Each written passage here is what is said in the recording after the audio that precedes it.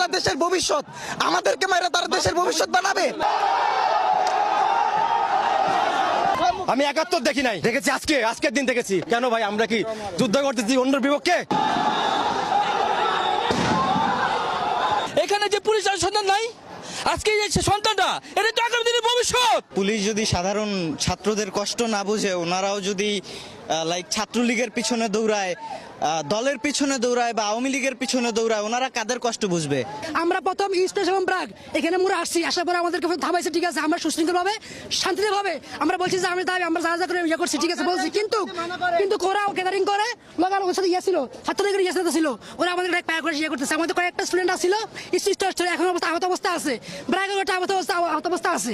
এই যে আমরা যে শিক্ষার্থীরা সুষ্ঠু আন্দোলন করছিলাম, এখন যে কিছু ছাত্রলীগের যে সন্ত্রাস আমাদের শিক্ষার্থীদের উপর হামলা করলো, এই জায়গায় পুলিশের কর্তব্য ছিল যে ছাত্রলীগ